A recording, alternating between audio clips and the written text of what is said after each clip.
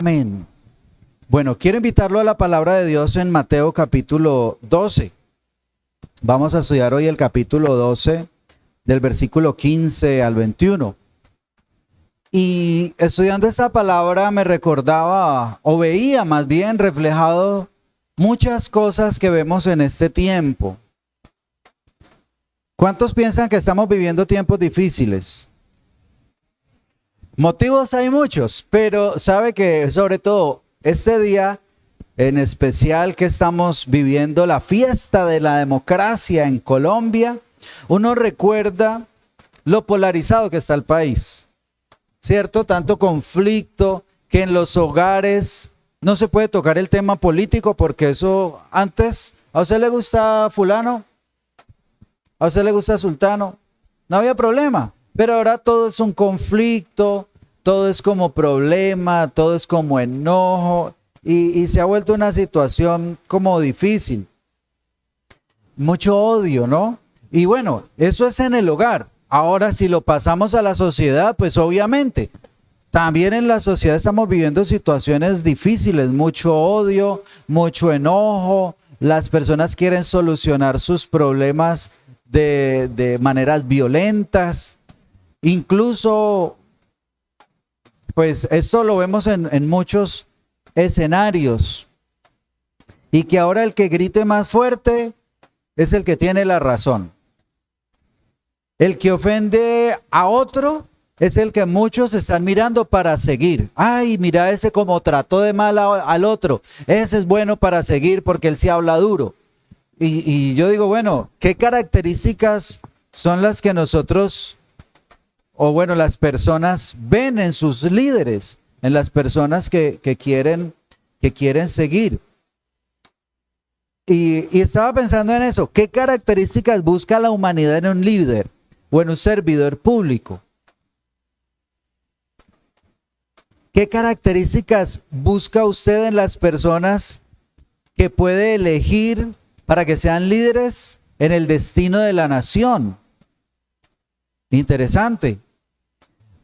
Y aunque este texto nos habla del mayor líder de todos, creo que de allí podemos aprender. La Biblia nos enseña lo que pasó en los tiempos de Jesús, cuando al igual que en este tiempo había como tanta oposición, tanta guerra, tanto conflicto, y en medio de eso vemos las características que debe tener un siervo, un líder. Dice la palabra del Señor en Mateo capítulo 12, versículo 15. Sabiendo esto, Jesús se apartó de allí y le siguió mucha gente y sanaba a todos y les encargaba rigurosamente que no le descubriesen para que se cumpliese lo dicho por el profeta Isaías. Dejemos hasta allí. Esta primera parte se llama la oposición. Y quizás cuando uno lee este pasaje no nota mucho la oposición. ¿Dónde está la oposición en este pasaje? Y empieza diciendo el versículo 15, sabiendo esto Jesús se apartó de allí. La pregunta es, ¿sabiendo qué? Porque inicia sabiendo esto Jesús. ¿Qué estaba sabiendo Jesús? Porque allí adelante no nos lo está contando. Pero si leemos un versículo antes, nos damos cuenta qué era lo que estaba sabiendo Jesús. Dice el versículo 14, y salidos los fariseos, tuvieron consejo contra Jesús para destruirle, dice aquí en esta versión. O sea, mire, allí nos está hablando, aunque esta no es la parte que vamos a hablar de las características, pero cuando hablamos de Jesús siempre vemos una característica. Y aquí vemos la sabiduría de Jesús. Él estaba viendo el peligro, estaba viendo las personas que buscaban destruirle, y él, su sabiduría dijo, este no es tiempo de quedarme allí, es tiempo de hacer algo.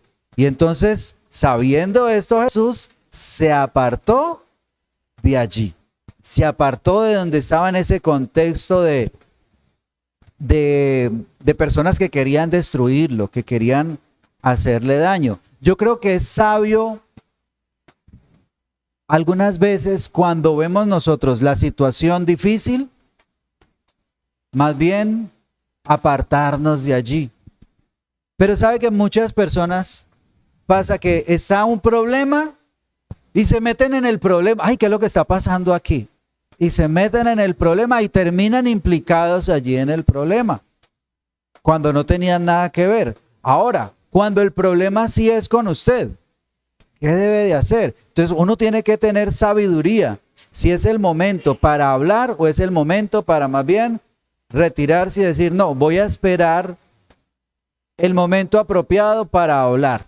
Pero este no es el momento apropiado. Pero muchas veces sucede eso. Ay, no, arreglemos las cosas ya, venga, no podemos dejar así. No, espere, porque a veces de esos problemas quedan más daños, quedan malas consecuencias. Jesús sabía eso y él sabía cuándo apartarse y sabía que ese era el momento de apartarse de allí. Pero sigue diciendo, y le siguió mucha gente y los sanaba a los que le caían bien. No, los sanaba a todos. Me pareció muy bonito, la verdad, esta parte me pareció especial, aunque muchas veces la Biblia menciona cosas como esta, pero allí nos muestra la compasión de Jesús, ¿cierto? Mucha gente quería estar con Jesús, mucha gente buscaba a Jesús y Jesús en su misericordia y en su compasión los sanó a todos, sino que esta palabra todos tiene un significado especial por lo que va a seguir hablando más adelante.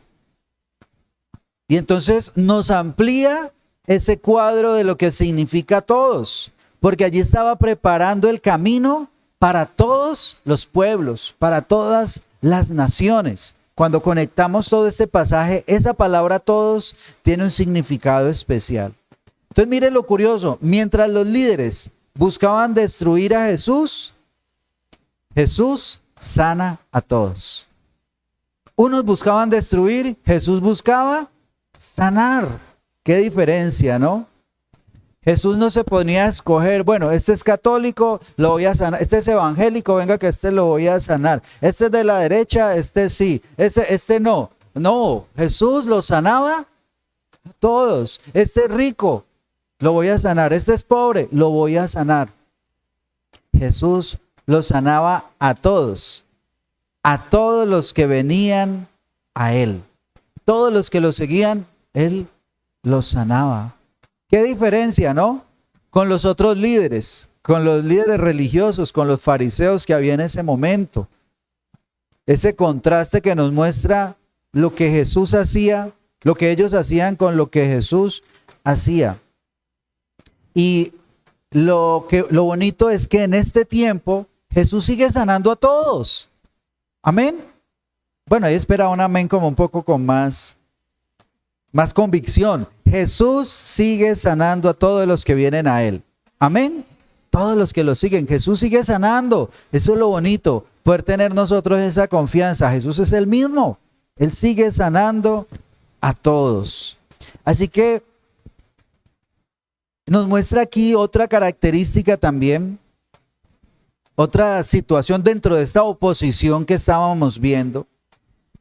Y es que dice, y les encargaba rigurosamente que no le descubriesen. Yo llamé a esta parte discreción. Quizá pueda haber alguna otra palabra que se acomode a esto. Pero esa discreción nos habla de que Jesús les ordenó. Ojo, no les pidió el favor. Aquí dice el versículo 16, les encargaba rigurosamente. O sea, era un mandamiento que les estaba dando para que no lo descubriesen. O sea, evitar que divulgaran quién era él. Ahora, ¿quién era él? ¿cómo lo estaba viendo la gente a él? A Jesús. Unos versículos más abajo, en el versículo 23, nos damos cuenta cómo lo estaban viendo a él y qué era lo que él les estaba encargando que no dijeran. Dice el versículo 23, y toda la gente estaba atónita y decía, ¿será este aquel hijo de David? O sea, ¿será este el rey? ¿Será este el Mesías? Eso era lo que ellos estaban diciendo y él está diciendo, venga, no vayan a decir calladitos por ahora. Este no es el momento para que estemos divulgando esas cosas. Parece a los políticos de este tiempo. No hablen de mí, no. Antes lo que buscaría una persona es que se divulgue su nombre, que todo el mundo hable de él, hablen en toda parte, pónganme en las redes, compárteme en tus redes sociales. No, Jesús estaba actuando muy diferente, estaba actuando con mucha discreción. Ahora, la pregunta que muchas veces uno hace, ¿por qué Jesús hace eso? Porque pues, si él está en campaña, si él quiere que todos conozcan cuál es el verdadero rey de Israel, pues él debía haber aprovechado que las personas querían hablar con él. ¿Pero por qué lo estaba haciendo? Para evitar malos entendidos sobre su identidad mesiánica. Esa era una de las cosas. ¿Cómo así malos entendidos sobre su identidad mesiánica? Porque él sabía lo que había en la mente de los judíos en esos momentos. ¿Qué tipo de Mesías estaban buscando los judíos? ¿Cuál era la imagen que ellos tenían de Mesías? Precisamente, un rey político. Ellos estaban buscando era un político. Les prometo que les voy. Ese es. Eso era lo que ellos estaban buscando. Un guerrero, un militar, firme por la paz. Estaban buscando a alguien guerrero. Eso no era lo que Jesús quería reflejar. Él quería, como segundo, dentro de este mismo malentendido, era impedir una revuelta política prematura. No era el tiempo para eso. Si Jesús hubiera dicho, es más, él no necesitó ni decir. En algún episodio dice que la gente lo proclamaba rey y que lo impulsaba a eso. Y él le tocó huir de allí. Porque la gente estaba detrás, Jesús, este es el hijo de David, vamos a tomarnos el imperio romano, vamos a derribar a todos esos. Pero Jesús no tenía ese plan, hacer una revuelta política o tener una victoria militar. Él quería controlar el momento de su revelación pública. Él estaba esperando el momento preciso para que las personas, que todos se dieran cuenta realmente quién era él y que todos pudieran decir, este es el Mesías. Pero ese no era el momento todavía.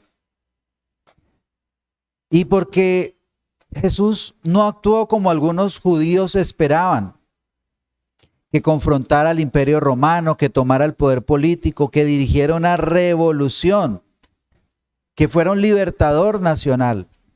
Y ese no era el momento para que Jesús hiciera eso. Así que por eso él actuó de esa manera. Pero lo tercero que vemos aquí en esta palabra, lo cuarto ya, es que dice el versículo 17, para que se cumpliese lo dicho por el profeta Isaías. Es muy curioso, porque esto nos habla de propósito. Lo primero es sabiduría, compasión, discreción y propósito. Propósito nos muestra que los eventos en la vida de Jesús no fueron por accidente, sino que todo tenía un propósito. Eran parte del plan profético de Dios. Amén. Entonces, mire, lo importante no es tener o no tener oposición. Lo importante no es tener o no tener problemas, sino cómo los superamos para cumplir el propósito de Dios. Y aunque hagamos lo que parece contrario, lo que el mundo dice, no, pero es que así no es. Pero si estamos actuando de acuerdo a la voluntad de Dios, se va a cumplir el propósito. Amén. y se va a cumplir lo que el Señor quiere, la voluntad de Dios. Entonces nosotros tenemos que tener muy claro eso. Los problemas no están para detenernos, sino para probar si vamos a continuar con nuestra misión. Amén. A Jesús, la oposición no detuvo la misión, la ayudó a cumplir.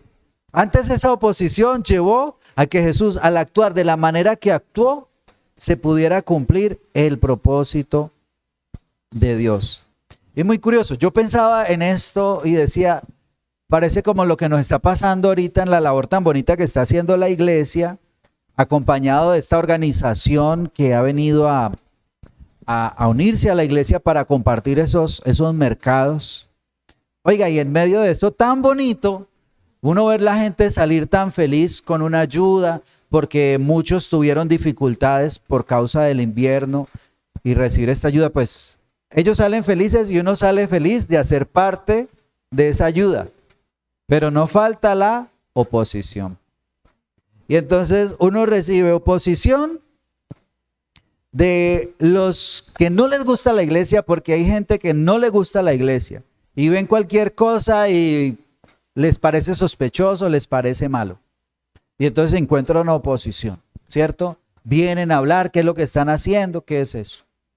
Pero a veces aparece también aún de los que son con la iglesia, a ver, que ni les va, ni les viene, ¿cierto?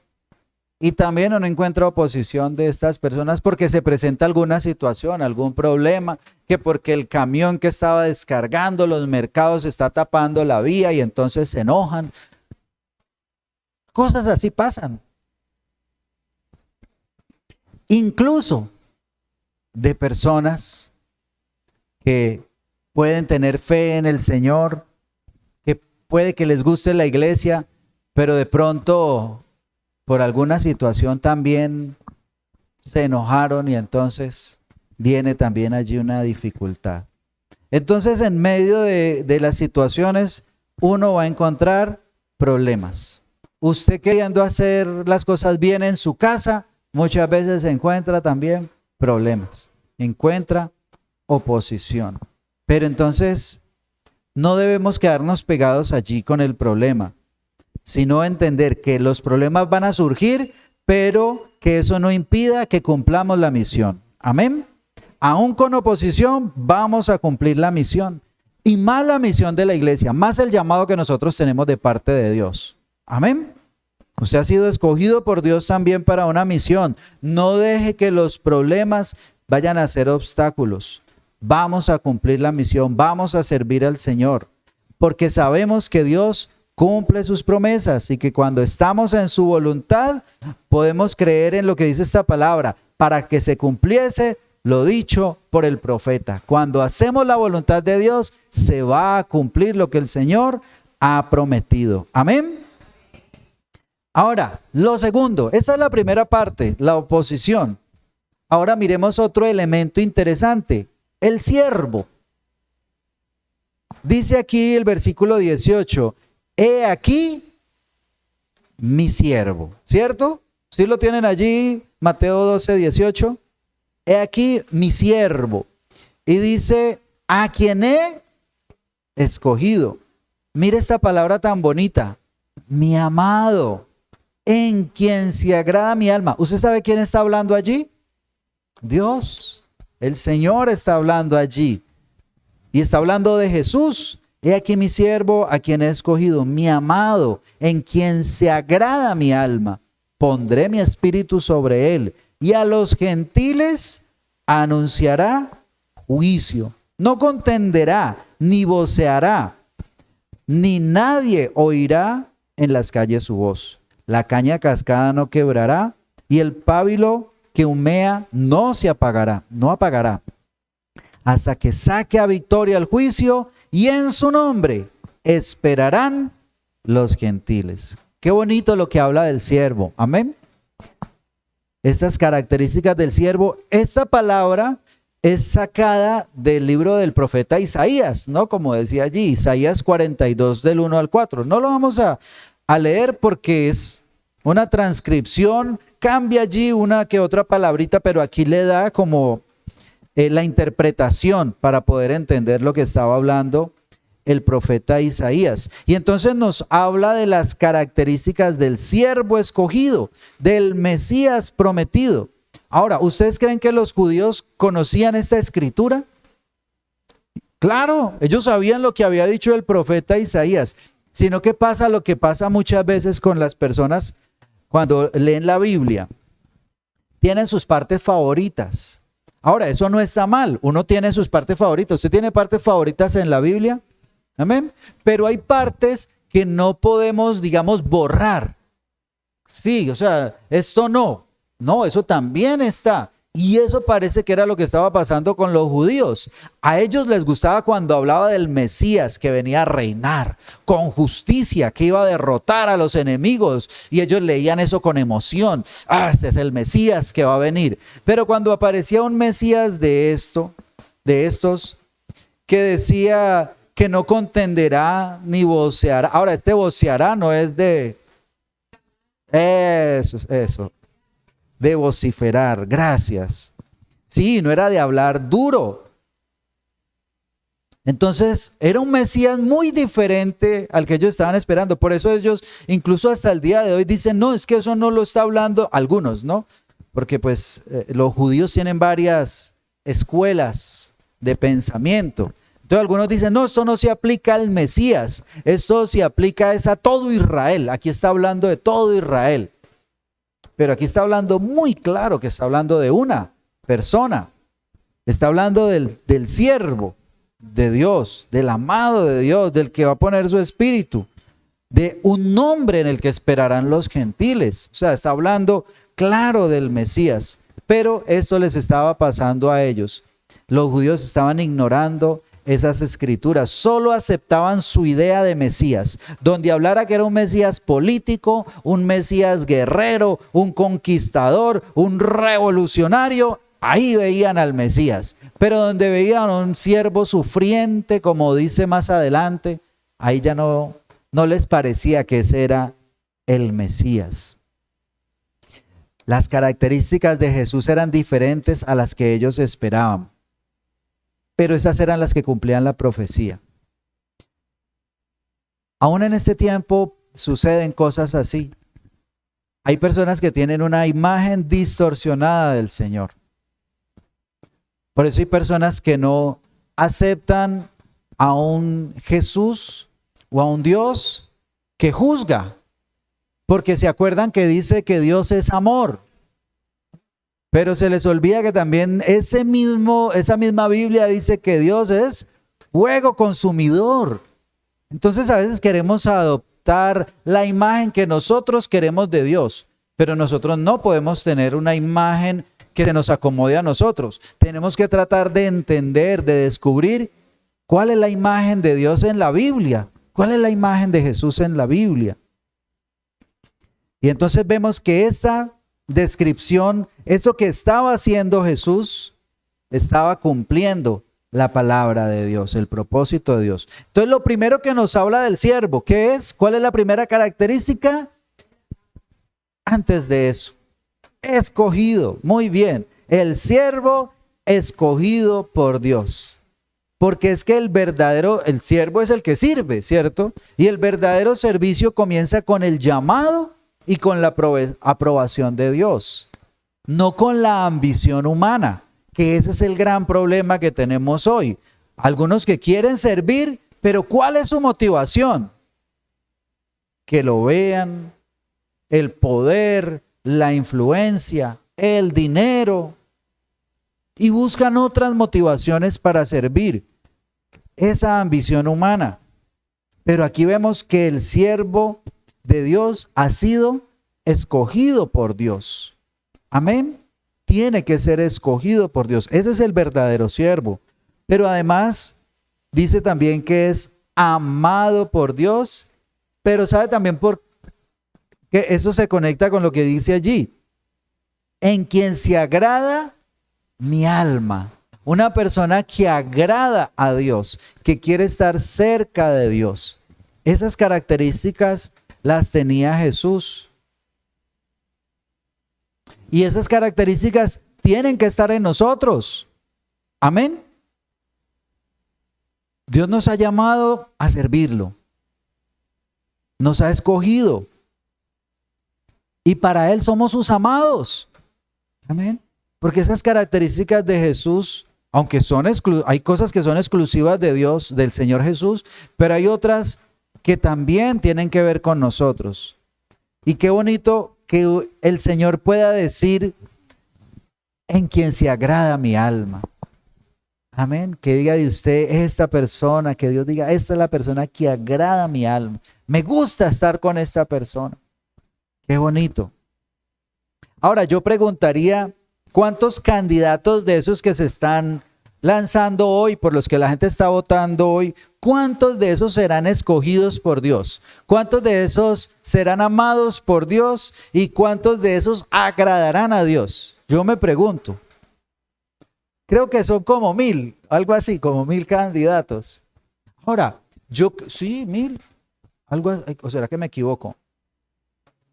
Bueno, no me haga caso, se me quedó ese número. Pero sí, yo me pregunto, yo creo. Opinión personal, pero yo creo que sí hay. Yo creo que ahí en ese grupo, entre todos esos, hay personas que aman a Dios, que quieren servir a Dios y que son amados por Dios también, que quieren hacer algo bonito. Yo lo creo. Tienen que haber, pues, no puede ser que entre tantos no haya alguno que quiera agradar a Dios. No, allí hay personas. Hay personas que quieren agradar a Dios. Pero si preguntamos cuántos de esos están por ambición personal. No diga todos, diga casi todos eso, diga no muchos, la mayoría. Pero sí, yo creo que muchos están buscando cuánto es que pagan allá en el Congreso. Oiga, y si uno puede hacer alguna cosita por allí, ¿cuánto será No faltará, ¿no? De pronto el que esté pensando en eso. Que el Señor tenga misericordia de esos que llegan a esos lugares, porque tienen que responderle a Dios también. Hace un tiempo nosotros hablamos de una palabra que está en Romanos capítulo 13, que dice que todas las autoridades han sido impuestas por Dios y son siervos de Dios. Por eso nosotros también tenemos que saber cómo hablamos de esas personas, ¿no? Porque todo lo que esté bajo autoridad está bajo la autoridad de Dios, porque Dios es la máxima autoridad. Así que los que se van a sentar allí son siervos de Dios. Son siervos de Dios. Ellos le van a tener que responder, sí, a la Constitución, a la nación, pero le van a tener que responder también a Dios. Que el Señor tenga misericordia. La otra característica que vemos aquí de este siervo de Dios, dice, pondré mi espíritu sobre él. O sea, lleno del Espíritu Santo, lleno del Espíritu de Dios. Porque nosotros tenemos que entender que la misión, estamos hablando primeramente de Jesús, la misión no se realiza con la fuerza humana, ¿cierto? La fuerza humana, las capacidades humanas son limitadas. La obra de Dios no la podemos hacer con fuerzas humanas. Amén. Hay que hacerla con el Espíritu de Dios, con el Espíritu Santo. Que el Señor nos ayude, porque es que a veces caemos en eso, ¿no? A veces queremos hacer las cosas en nuestra fuerza, busquemos la mejor estrategia, hagamos esto así, hagamos esto así, pongamos luces allí, pongamos humo allá. Bueno, no, en algunas partes que buscan esas estrategias. Ahora, no estoy diciendo que esto sea bueno o sea malo, pero que nuestra dependencia sea del Espíritu Santo, que nos ayude, que el Señor nos ayude a entender eso, que nos dirija, claro, y que seamos llenos del Espíritu Santo, que siempre el anhelo sea así como Jesús era lleno del Espíritu Santo, que nosotros busquemos la llenura del Espíritu Santo. Yo creo que esta es una de las características más importantes que hay aquí, el ser lleno del Espíritu de Dios, porque cuando está el Espíritu de Dios hay dirección. Cuando está el Espíritu de Dios hay fortaleza. Cuando hay el Espíritu de Dios, hay respaldo. Cuando hay el Espíritu de Dios, hay resultados. Se ven los resultados, aunque los resultados no necesariamente sean los que uno quiera ver, pero sí sabemos que los resultados son los que Dios quiere ver. Y eso es lo más importante. Amén. Entonces que el Señor nos ayude cada día a buscar ser llenos del Espíritu Santo. Otra característica, dice aquí, no contenderá ni voceará, ni nadie oirá su voz en las calles. Eso nos habla una característica que hablábamos hace 8 días, ser manso y humilde, ¿cierto? Ahí vemos la humildad del Señor. El reino de Dios no es como el reino del mundo. El reino de Dios no se establece con violencia ni con arrogancia. Jesús no necesitaba ofender a los fariseos con malas palabras. Solamente Él con revelar sus corazones, ya con eso los callaba. Pero Él no necesitaba de violencia, no necesitaba de atacar a otros, incluso de inventar mentiras, como lastimosamente uno ve en este tiempo. Una de las armas que más se está utilizando en este tiempo es la mentira. Y ahorita que tenemos esa inteligencia artificial, Padre Santo, que el Señor nos ayude a tener discernimiento. ¿Cuántos se mantienen peleando con los opositores? ¿Cierto? Esos días yo veía algo, a mí me pareció feísimo, feo. Un candidato de estos que se está lanzando hoy, voy a mencionar el nombre porque voy a mencionar otro del otro lado, un señor que se llama Duvalier Sánchez, si no estoy mal. Se fue a la puerta de la gobernación a hablar unas cosas feas de la gobernadora, independiente que tenga o no tenga razón, me parecía muy feo, feo. Y hay otro personaje también muy famoso, ese es de la izquierda, el otro, el de la derecha, y que les gusta mucho, incluso hay cristianos que lo apoyan mucho, se llama Miguel Abraham Polo Polo. No me gusta la forma en la que él se dirige al presidente y a los opositores, ofensivo, palabras que, lo mismo, igual si tiene o no tiene razón, pero no son las palabras, por lo menos no es lo que yo espero ver en ese lugar que es el lugar de gobierno, que es el lugar donde se hacen las leyes, personas que se traten de la manera como se tratan. O sea, no me parece.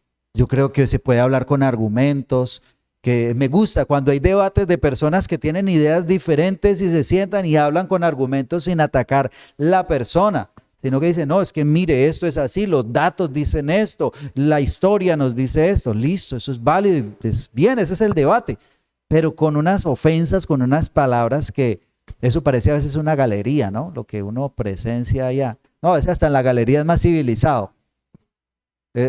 Cosas muy, muy feas. Ahora, ¿y nosotros somos mansos y humildes? ¿Cómo nos tratamos con los que piensan diferente a nosotros? El tema de la religión sí que es delicada.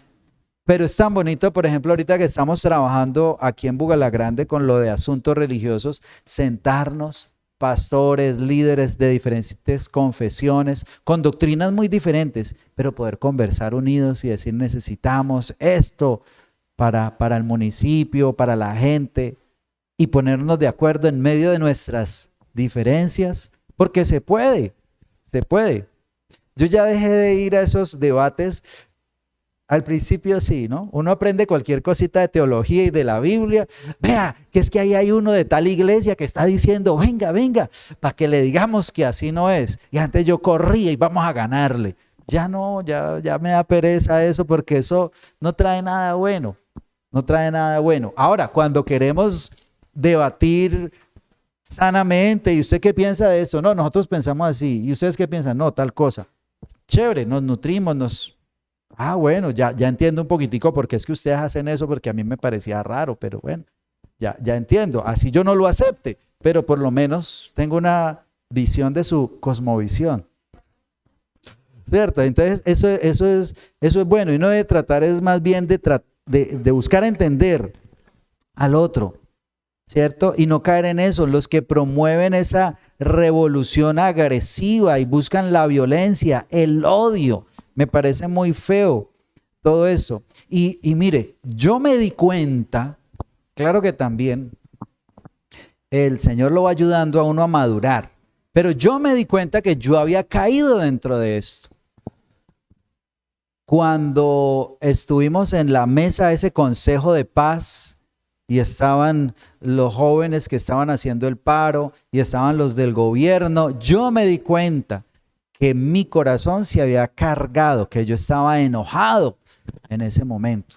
Yo estaba enojado con lo que estaba pasando. Había tomado partido. Se supone que yo hacía parte de la mesa de paz.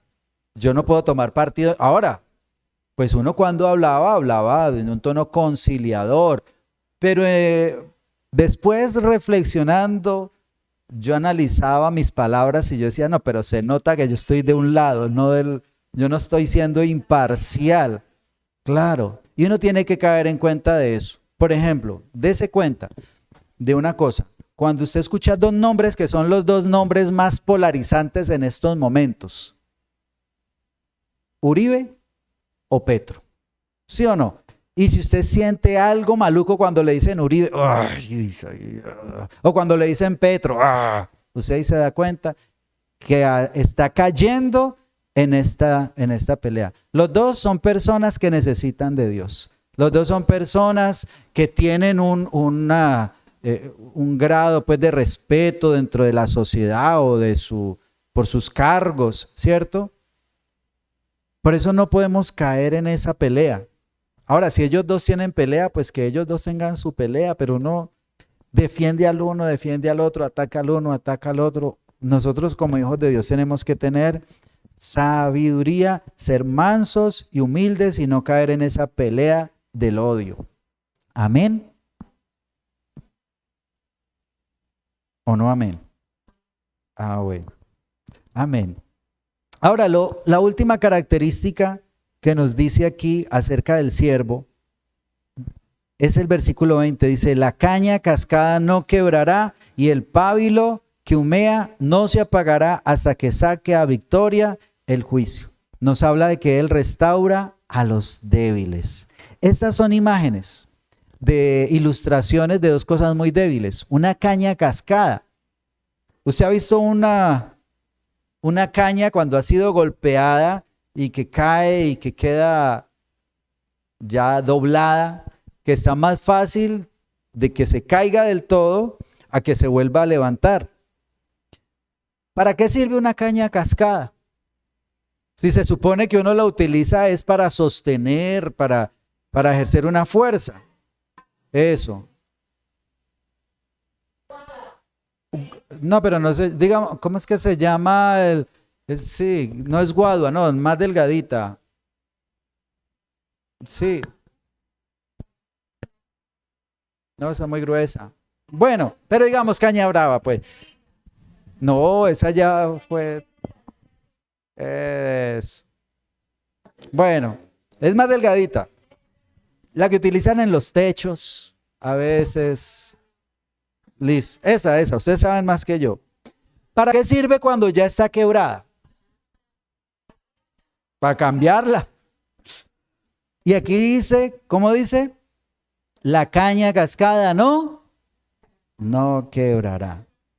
Está que se quiebra y eso representa personas débiles, personas heridas, personas quebrantadas, pero el siervo no las destruye, las restaura, las levanta.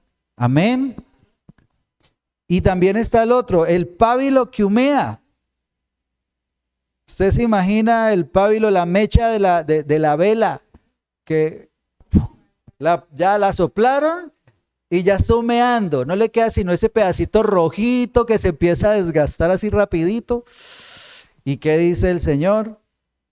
No se va a apagar. No va a dejar que se apague. ¿Eso qué simboliza? Una fe débil, una fe que ya se está extinguiendo, que ya se está apagando, que ya se le está acabando la esperanza. Pero el Señor viene a restaurar a esas personas, a no dejar que se apague esa llama. Quizás en algún momento hasta a usted le ha sucedido que se sentía quebrado, que se sentía débil y allí llegó el Señor y le levantó, le restauró. Amén. Ese es nuestro Dios, ese es el Señor, el que restaura, el que levanta. Amén. Qué bonito no saber que ese es el Señor, ¿cierto? Porque a veces nosotros creemos que debemos estar fuertes, que no, hay momentos donde necesitamos la ayuda del Señor. Y dice, hasta que saque a victoria el juicio.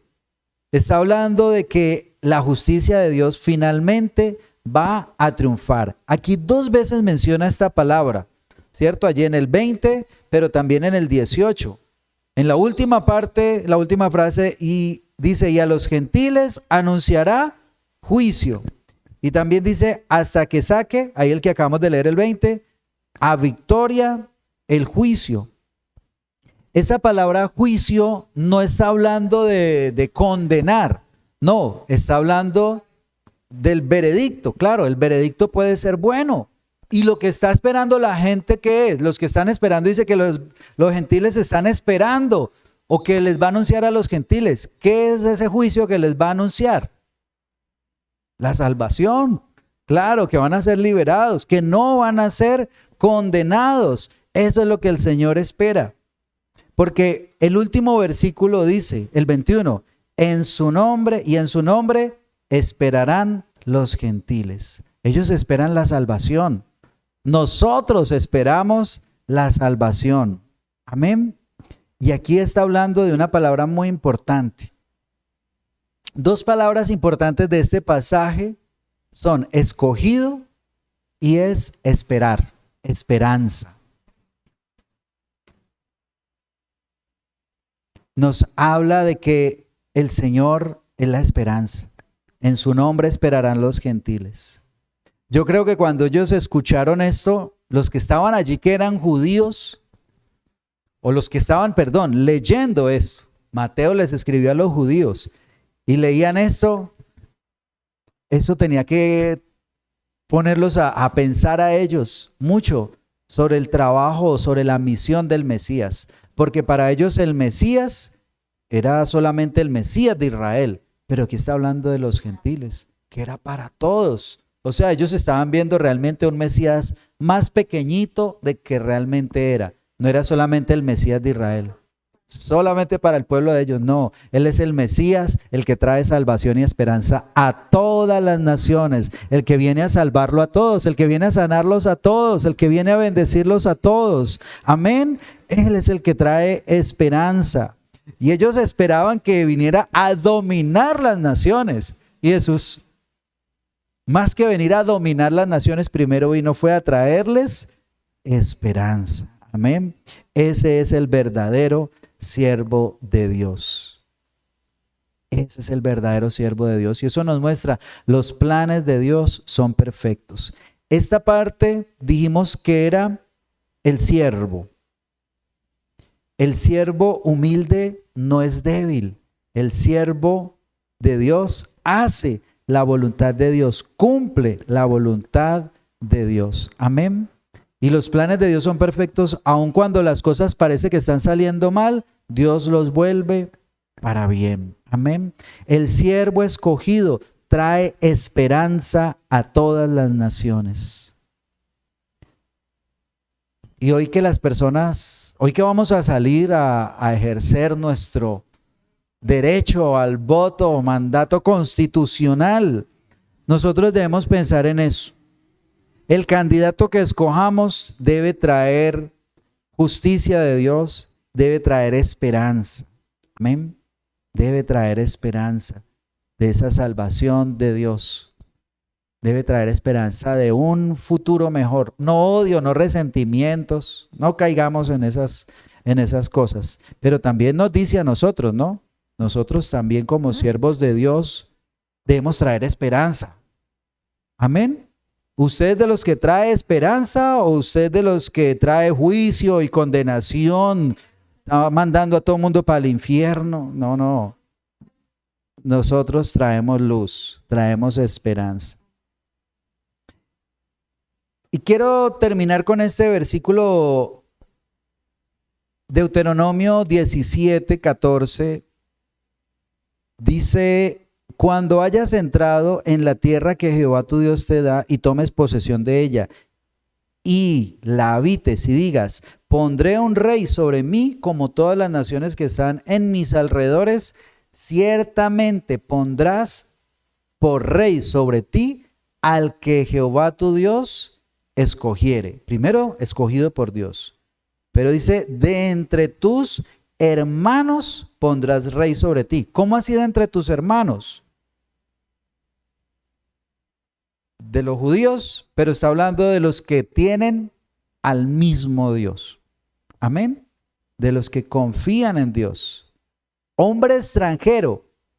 No, perdón, me faltó una frase. No podrás poner, no podrás, o sea, es mandamiento. No podrás poner sobre ti a hombre extranjero que no sea tu hermano. Amén. Este día, que sea un día, qué bonito. A mí me gustaría que todos fueran siervos de Dios. Bueno, todos los que quedan escogidos van a ser siervos de Dios, pero que sean escogidos por Dios, no escogidos por la ideología, no escogidos por lo que el hombre ve, sino que sean puestos por Dios. Y que recordemos que esos puestos de autoridad lo que tienen que reflejar es a Cristo. Amén. Deben reflejar es a Cristo. La Biblia nos presenta a Jesús como el siervo sufriente, no como el revolucionario. Elegido por Dios, amado por Dios, lleno del Espíritu Santo, justo, humilde, restaurador de débiles, que trae esperanza a los demás. Jesús es el cumplimiento de esas características, y Él espera también que nosotros sigamos su ejemplo. Amén. ¿Qué tal si oramos? Yo le invito para que oremos, primeramente para que imitemos a Jesús, que Él nos ayude a tener esas mismas características, que nos recuerde que aún en medio de la oposición nosotros podemos cumplir la misión, pero también que este es un día especial y que queremos que el Señor tome el control. Padre, en el nombre de Jesús oramos a ti. Señor, qué maravilloso eres, qué hermoso eres, Señor, el siervo escogido de Dios, en el cual tenemos esperanza, en el cual las naciones tienen su esperanza. Señor, queremos imitarte. Señor, ayúdanos a ser como tú, ayúdanos a ser, Señor, esos escogidos de Dios, que podamos servir por ese llamado que hemos recibido de parte de Dios, y que podamos ser esos amados de Dios, que podamos agradar a nuestro Padre Celestial, que te podamos agradar a ti, y para esto necesitamos ser llenos del Espíritu Santo. Pon de tu Santo Espíritu, Señor, sobre tu iglesia, sobre tus hijos, sobre tus siervos, sobre los que te aman, sobre los que te buscan. Aquí estamos, Señor, anhelando ser llenos de tu Santo Espíritu, Señor. Necesitamos de ti, necesitamos de ese carácter tuyo, Señor. Ser justos, ser humildes, ser restaurador de débiles, Señor. Ayúdanos, Señor, a darle esperanza al que está débil, Señor. Al que no te conoce, poderle mostrar la esperanza que hay en ti, Señor. Ayúdanos a darle la mano al que está necesitado. Quita de nuestro corazón el juicio, porque muchas veces juzgamos, Señor, al que cae, al que está débil. Danos, Señor, amor por ellos. Precioso Dios, ayúdanos a ser como tú. Gracias te damos, Señor, por tu preciosa palabra, porque nos recuerda, Señor, que no importa lo que se levante, lo que venga, tu palabra, tus profecías, tus promesas se cumplirán. Y así como se han cumplido en ti, se cumplirán en tu pueblo, se cumplirán en nosotros. Y veremos, Señor, el cumplimiento de tu palabra en la iglesia. Veremos el cumplimiento de tu palabra en nuestra casa. Veremos el cumplimiento de tu palabra en este país, Señor. Lo creemos en el nombre poderoso de Cristo Jesús. Amén y amén.